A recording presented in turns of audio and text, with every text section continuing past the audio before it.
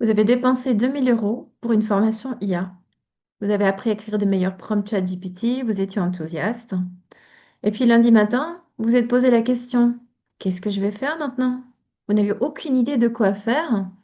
Et si c'est votre cas, cette vidéo va vous montrer exactement pourquoi c'est arrivé et comment solutionner ce problème que vous avez en ce moment. Enchantée, je m'appelle Juliette Leroy, j'aide les dirigeants des PME francophones à transformer leur formation IA en résultats concrets. Je travaille avec des entreprises, peu importe où dans le monde, donc ça peut être local, ici à côté de Granville, donc en Normandie, ou aussi, peu importe, autour du globe. Alors, chaque fois que je discute avec des dirigeants de PME, des fondateurs, ce qu'ils me disent, c'est toujours la même chose. Ils sont motivés, ils sont très enthousiastes, mais ensuite, ils se rendent compte qu'en fait, ils ne savent pas comment l'implémenter chez eux. Et pourquoi? Parce que les organismes de formation vous apprennent à utiliser des outils, mais non pas à quel endroit dans votre entreprise, dans votre propre processus et opération, il faudrait les impliquer. Donc aujourd'hui, je vais détailler les 5 erreurs qui bloquent les dirigeants de PME après leur formation IA et certainement aussi comment les éviter. Première erreur. Vous avez appris 47 différents outils et façons d'utiliser l'IA. La rédaction des emails, le changement du service client, des études de marché, des outils de finance, la facturation, processus RH, etc. Beaucoup de choses que vous pourriez théoriquement faire et vous avez l'impression qu'il faut tout faire en même temps. Mais le problème, c'est que votre équipe est déjà en pleine capacité. Et vous arrivez et vous mettez 47 outils en dessus de leurs tâches quotidiennes où ils sont déjà très busy. Donc, qu'est-ce qui va se passer? Rien du tout. C'est la paralysie. Rien n'avancera. Donc, la solution, c'est quoi? Commencez par un seul processus. Pas le plus sexy, pas le plus gros non plus, mais celui qui a le plus de retour sur investissement et avec le moindre de risque dans l'implémentation. Parce qu'il faut essayer au début. Je vous donne l'exemple d'une entreprise qui voulait changer leur onboarding client, donc comment ils commencent à travailler avec un client. Et du coup, ils voulaient simplement avoir un processus plus simple. Donc, ils voulaient, la première étape qu'ils ont fait, c'était générer les emails de onboarding personnalisés basés sur les données clients. C'était une automatisation assez facile qui a été pris du coup aussi par le service client puisqu'ils étaient d'accord et ils étaient contents de pouvoir faciliter cette tâche. Ça leur a épargné 8 heures par mois et ils étaient aussi on board, on peut dire.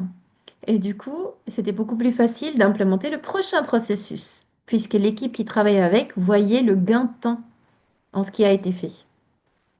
Et comme vous savez, l'implémentation, c'est un marathon, pas un sprint. Commencez par le premier processus, réussissez-le et ensuite implémentez sur une plus grande échelle. Deuxième erreur, sautez la phase de cartographie des processus. Pourquoi? Les organismes de formation vous apprennent à utiliser ChatGPT, mais ça n'apprend pas comment fonctionne votre entreprise. Si vous demandez, peut-être même à vous-même, comment fonctionne le processus à partir du moment du premier contact du client jusqu'à la facture, la plupart des fondateurs ils vont dire c'est Sophie qui s'en occupe. C'est pas pour vous critiquer, c'est pas du tout pour vous mettre mal à l'aise non plus, mais c'est simplement la réalité du terrain que beaucoup de fondateurs ils sont éloignés des processus de ce qui se passe en back-office. Et ce qu'on ne peut pas expliquer, on ne peut pas automatiser. Alors la solution, c'est quoi? Cartographiez vos processus avant de toucher à quoi que ce soit, avant de les automatiser. Je ne parle pas d'un document de 60 pages, hein. Je parle d'un organigramme simple. Mettez-vous à côté de cette personne ou de cette équipe qui s'en occupe de ce processus que vous aurez choisi et mettez sur papier, noir sur blanc, qu'est-ce qui se passe? Où est-ce que ça commence? Qui réceptionne la demande? Quel est l'outil qui est utilisé ensuite? Qu'est-ce qui est nourri dans la base de données CRM, etc. Qu'est-ce qui est construit? Est-ce que c'est un document? Est-ce que c'est une fiche client, etc. Qu'est-ce qui rentre? Qu'est-ce qui sort? Et dessinez tout le processus. Une fois que vous pouvez voir le workflow noir sur blanc, vous pourrez aussi voir les goulots d'étranglement. Et parfois, ce n'est pas une question de IA, c'est vraiment une question organisationnelle. Imaginez que vous d'examiner deux, trois processus dans une entreprise et vous vous rendez compte qu'il y a quatre personnes dans la même entreprise qui font la même chose, mais à des endroits et des moments différents. Mais exactement la même chose. Ça fait aucun sens. Donc c'est vraiment plus une question organisationnelle que ça n'est une question de IA. Alors, je vous donne un autre exemple de logistique. Alors, je vous donne ces cas de figure pour que vous puissiez voir quels sont les cas réels d'implémentation. Parce qu'avec l'IA, il y a des millions de choses qu'on peut faire théoriquement. Alors, c'est une entreprise de logistique qui voulait utiliser l'IA pour leur planification. Quand leurs processus ont été cartographiés, ils se rendaient compte que le problème n'était pas du tout la planification des routes. Avant tout, c'était simplement l'entrée manuelle des données. Donc, c'est les chauffeurs qui écrivaient quelque chose sur une feuille papier qui a été donnée au back-office, qui devait les rentrer manuellement une fois, deux fois, trois fois dans le système par Excel, après un silo d'un autre outil soft et après un autre outil soft. Donc, en gros, c'était une perte de temps colossale. Donc, cette saisie de données qui avait aussi fortement probabilité d'avoir des erreurs quand c'est fait manuellement, a été automatisée. Donc, du coup, c'était possible de couper 15 heures par semaine pour les back-office, en fait, du service client. Et avec ce temps qu'ils ont économisé, ils pouvaient faire des choses qui étaient à valeur ajoutée à des tâches que ces personnes étaient capables de faire. Et la planification n'était même pas le goulot d'étranglement premier. Troisième erreur, acheter des outils avant de savoir à quoi ils servent. Donc vous rentrez d'une formation IA, vous êtes motivé, vous êtes pumped up, et ensuite vous achetez des abonnements pour 200 euros par mois, voire plus. Et qu'est-ce qui se passe? Personne ne les utilise. Et pourquoi? Puisque les outils ne sont pas des solutions aux problèmes. Il faut déjà savoir quel est le problème et ensuite trouver la solution avant d'acheter des outils. Alors la solution, c'est quoi? Définissez d'abord le problème exact. Quelles sont les tâches qui mangent le plus de temps de votre équipe? Quelles sont les tâches qu'ils détestent faire? Quelles sont les tâches qui les font chier? On ne peut pas le dire autrement. Et ensuite, une fois que vous le savez, vous pouvez retourner à réfléchir quels sont les outils qui peuvent solutionner à ce problème. Je vous donne l'exemple. Alors, c'était une entreprise qui voulait changer ou automatiser leur CRM. Et à la question, qu'est-ce qui ne marchait pas à leur CRM, il s'est avéré que ce n'était pas du tout le problème du software. C'était en fait les commerciaux qui ne enregistraient pas, qui ne loguaient pas leurs appels dans le CRM. Donc la question n'était pas de changer d'outil, la question n'était pas de rajouter un abonnement supplémentaire, mais c'était de simplement rajouter une petite automatisation qui tirait les données de l'appel client directement depuis le système téléphonique qu'ils utilisaient, de les mettre ensuite dans leur CRM existant. Problème résolu. Aucun besoin d'un nouvel abonnement. Erreur numéro 4. Traiter l'IA comme un projet technologique, technique, au lieu d'une transformation business. Les dirigeants de PME ont parfois tendance à croire que dès qu'ils entendent IA, ah, il faut que j'embauche un développeur. Et ils vont construire quelque chose. Et ça ne fonctionnera pas puisque les utilisateurs refusent d'y toucher, puisqu'ils ne voient pas l'utilité. Pourquoi? Parce que vous avez sauté le problème de la gestion du changement.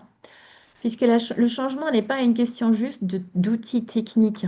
C'est pas la technologie, c'est une refonte des workflows, c'est les changements de processus, de rôle, de nouvelles habitudes, de comment travailler au quotidien pour les personnes qui les utilisent. Et si votre équipe ne comprend pas pourquoi vous êtes en train de faire ça, elle va le saboter.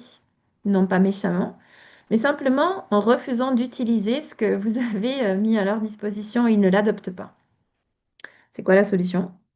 Impliquez votre équipe dès le premier jour. Expliquez-leur le changement et pourquoi vous le faites. Montrez-leur que ça facilite leur travail et ce n'est pas là pour les remplacer. Sinon, hein. Je peux vous donner l'exemple. Dans une entreprise qui voulait automatiser le traitement des factures, il y avait une comptable in-house. Elle était terrifiée. Elle était terrifiée de perdre son travail. Donc, elle s'est mise contre, elle résistait le changement. Donc, l'équipe s'est assise avec elle. Ils ont cartographié les processus et elle s'est rendue compte qu'elle perdait 10 heures par semaine manuellement à rentrer la saisie des données. Ce qui était chiant, elle n'avait pas envie de le faire. Donc du coup, c'était possible d'automatiser simplement ce processus-là pour la libérer de 8 heures pour en avoir uniquement 2 heures de correction. Donc elle faisait ce qu'elle était censée faire avec sa valeur ajoutée de comptable. Elle vérifiait à ce que les données qui étaient données, en gros par l'automatisation, étaient correctes, est-ce que c'était adapté au client, etc. Et ensuite, elle avait plus de temps pour pouvoir discuter avec le client, pour soigner la relation client, ce qu'elle aimait faire d'ailleurs. Et du coup, elle était, on peut dire, impliquée dans le gain, dans le succès de ce processus de l'implémentation de l'IA. Et elle était devenue une des plus grandes ambassadrices du projet. Voilà. Erreur numéro 5, sauter l'audit et foncer directement dans l'exécution. Ça, c'est la plus grosse erreur. Vous finissez la formation, vous rentrez et vous commencez à construire, sans aucune feuille de route, sans priorisation, sans évaluation des risques surtout, juste de l'intuition. Mais l'IA n'est pas basée sur l'intuition. 3 mois plus tard, vous avez dépensé encore 10 000 euros de plus, votre équipe est confuse et n'a pas envie de travailler avec ça et il n'y a rien à montrer. La solution, faites un audit de maturité d'IA. Commencez par cela, avant de construire quoi que ce soit. Puisqu'un audit répond à des 3 questions très cruciales. Quels sont les processus, les opérations que votre entreprise a réellement besoin de changer? Quand vous commencez à regarder, commencez déjà, pas des cas génériques, mais vraiment avec ce que vous faites au quotidien dans vos opérations. Deuxième étape, quel est le ROI d'automatiser ce processus en question? Ou ces 2, 3 que vous êtes en train de regarder. Cela vous aidera à savoir par où commencer, par lequel commencer. Troisième étape, quelle est la séquence d'implémentation? Parce que certains processus sont basés sur d'autres. Il faut savoir par lequel commencer et c'est une question de quick win aussi, de succès. Puisque quand l'équipe voit que quelque chose fonctionne, ils sont plus aptes et plus enclins à continuer le processus de transformation et de ne pas résister ou bloquer contre le changement. Je vous donne un autre exemple. Une entreprise qui voulait automatiser son support client. Mais pendant la cartographie, ils se sont rendus compte qu'en fait, les bases n'étaient pas données. Donc, premièrement, déjà, il n'y avait aucune catégorisation des clients, aucune catégorisation des tickets clients qui rentraient. Donc, c'était tout et n'importe quoi. Deuxième, la base de données était obsolète. Et troisième, il n'y avait donc pas de réponse standard selon les cas de figure, évidemment, puisqu'il n'y avait pas de catégorisation de problématiques. Donc, il fallait déjà fixer les fondations. Fixer les fondations à ce moment n'avait rien à voir avec l'IA. C'était simplement nettoyer le processus existant et ensuite, ils ont automatisé leur processus. Donc, le support IA fonctionne beaucoup plus facilement et fluidement. Alors, voici la réalité. Les formations IA vous montrent comment utiliser des outils, mais pas comment fonctionne votre entreprise. Et où il faudrait la mettre, où il faudrait mettre les applications, les automatisations IA pour que cela fonctionne le plus pour vous. Alors, je vous donne maintenant la solution. Concrètement, qu'est-ce que vous devez faire ce lundi matin après cette formation que vous venez d'être un peu hype, un peu enthousiaste? Commencez par la première étape. Choisissez un seul processus à automatiser, pas 10, un seul. Deuxième étape, cartographiez ce processus. Mettez-vous à côté de cette personne, de cette équipe. Écrivez tout sur papier, noir sur blanc. Écrivez tout ce qui rentre, tout ce qui sort, quels sont les outils qui sont utilisés, le software, Excel, etc. Mettez tout sur papier et ensuite, troisième étape, faites un audit pour vous assurer que vous êtes en train de solutionner le vrai problème et non pas en train de passer à côté, en train d'essayer de solutionner quelque chose qui n'a pas vraiment d'envergure. Et si vous voulez de l'aide avec ça, je propose des audits d'implémentation de maturité IA pour les PME francophones, aussi en France évidemment. Vous obtiendrez une analyse complète de vos processus, 2, 3 processus phares, ceux qu'on aura évalués ensemble, ceux qu'on aurait choisis ensemble. Ensuite, une feuille de route priorisée et aussi un plan d'implémentation que vous pouvez exécuter soit avec votre équipe si vous avez une équipe technique in-house ou avec nos développeurs. Le lien, vous le trouverez en dessous de cette vidéo dans la description.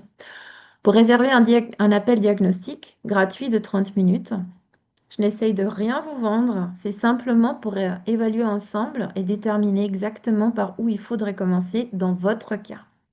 Si vous avez trouvé ça utile, abonnez-vous, likez la vidéo Et peut-être vous connaissez un fondateur aussi qui pourrait en profiter. Partagez la vidéo aussi. Ça pourrait être peut-être son sauvetage au milieu du chaos du processus. Donc, je vous remercie. Merci beaucoup de m'avoir écouté et je vous dis à tout bientôt.